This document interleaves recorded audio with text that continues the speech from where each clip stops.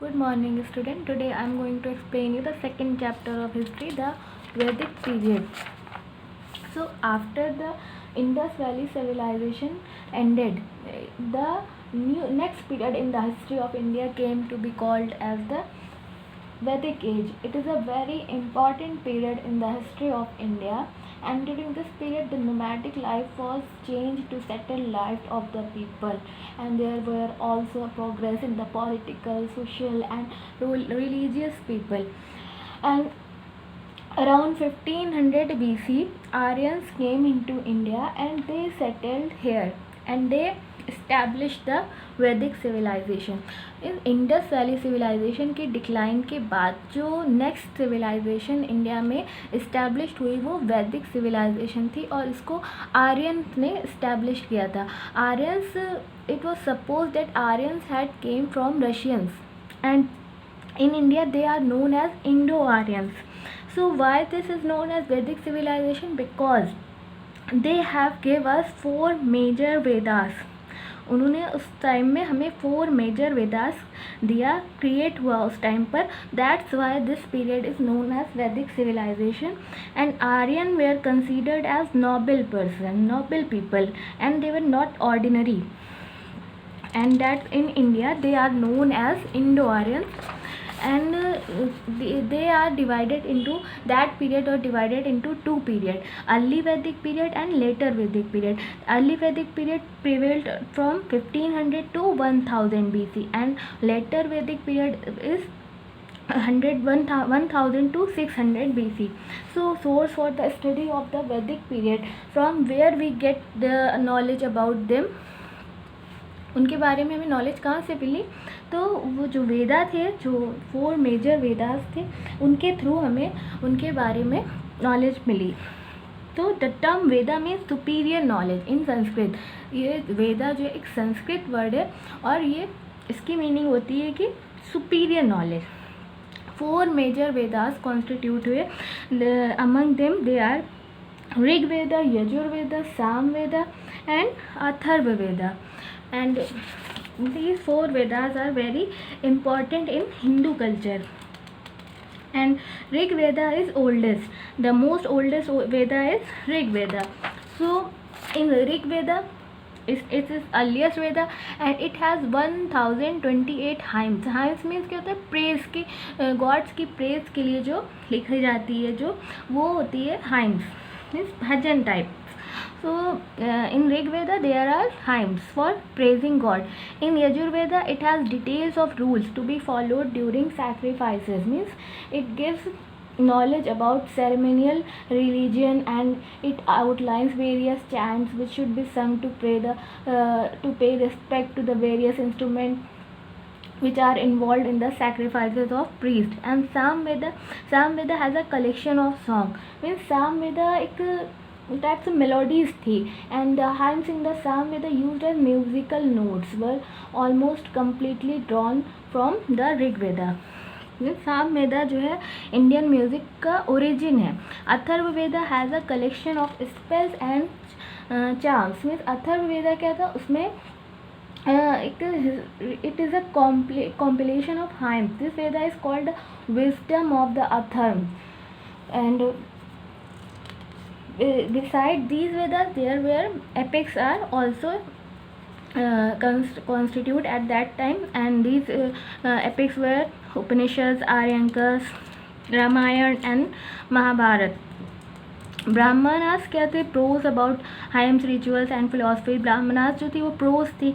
आर्यनकास क्या थी? Deals with mysticism, rites and rituals थी. आर्यनकास रिचुअल्स के बारे में नॉलेज दिया. उपनिषद्स क्या थी? फिलोसफिकल टेक्स्ट थी dealing with soul, mysteries of nature.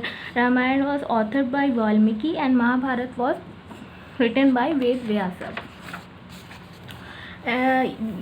So these were the sources, literary source. Vedas are literary source from where we get knowledge about Aryans. And what are archaeological source? So archaeological source में क्या थी? Metallurgy थी, that resulted in such thing as iron tools, copper, domestic items and gold and silver jewelry.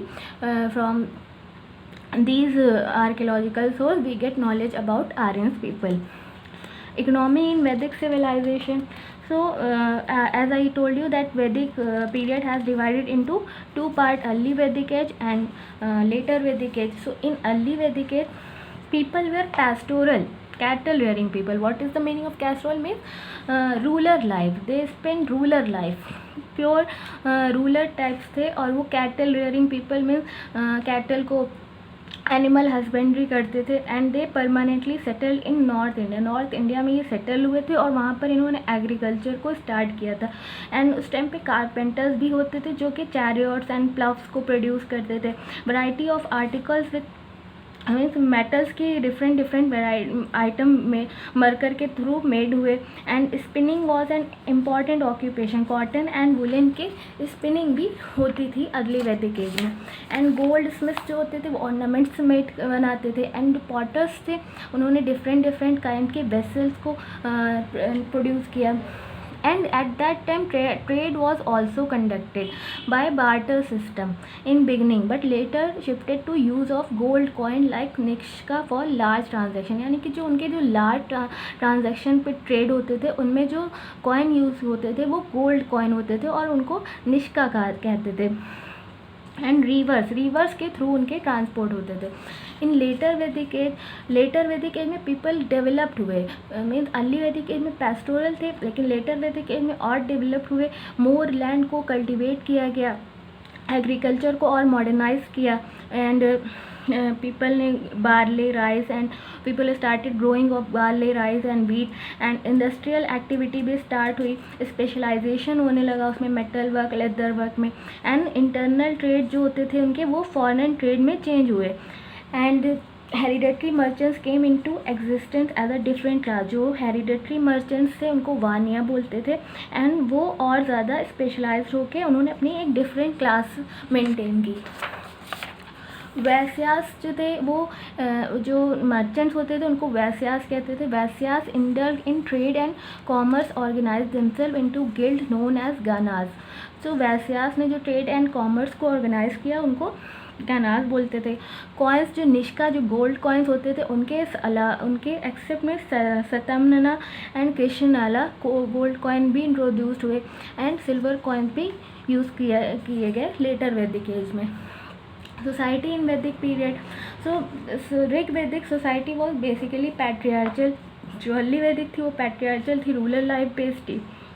And उनकी जो basic unit of society होती थी वो क्या थी, ग्राहम और फैमिली में सेटल्ड होते थे. और उनके जो हेड होते थे वो गृहपति, यानी कि मेन को बहुत इंपॉर्टेंस दी जाती थी. And they are known as grihapati. And monogamy was practice.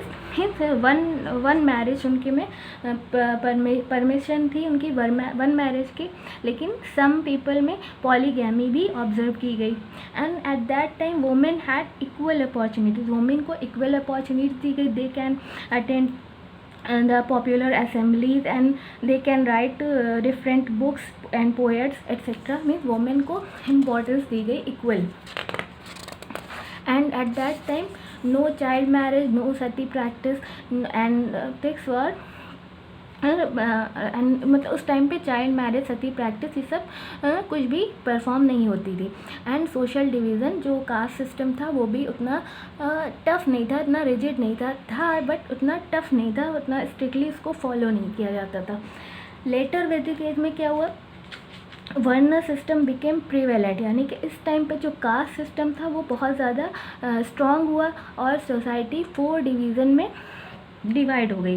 Brahmins, Kshatriyas, Vaishyas and Shudras. तो हु वेर ब्राह्मण जो प्रीस्ट होते थे, जो कि हाईली ट्रेन प्रीस्ट होते थे, जो रिलीजियस मैटर्स में इन्वॉल्व होते थे, that were given the title of Brahmins. And Kshatriyas वो the people who were the warriors and they were skilled in the warfare. जो कि वॉर में स्पेशलाइज रखते थे उनको क्षत्रियास कहते थे. Vaishyas work as the cultivators, craftsman, merchants and traders. जो भी बिजनेस मैन थे, जो कि क्राफ्टमैन, मर्चेंट्स ये सब थे, उनको वैश्यास बोलते थे. And Shudras were the lowest class, 4th class थे और उनके जो वर्क था वो बहुत मीनियल जॉब थी.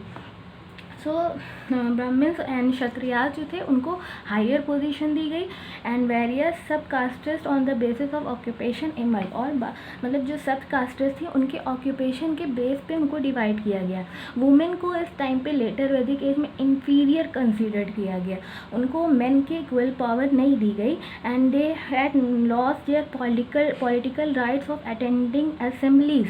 इन early Vedic age women can attend assemblies, but in later Vedic age women can't attend assemblies, at that time child marriages become common, जो कि अर्ली वैदिक टाइम में नहीं थी, ये सारी चीज़ें प्रिवेल नहीं थी, child marriage Sati practice, but later वैदिक एज में ये सारी चीज़ें कॉमन हो गई। So that is all about वैदिक पीरियड्स। Thank you.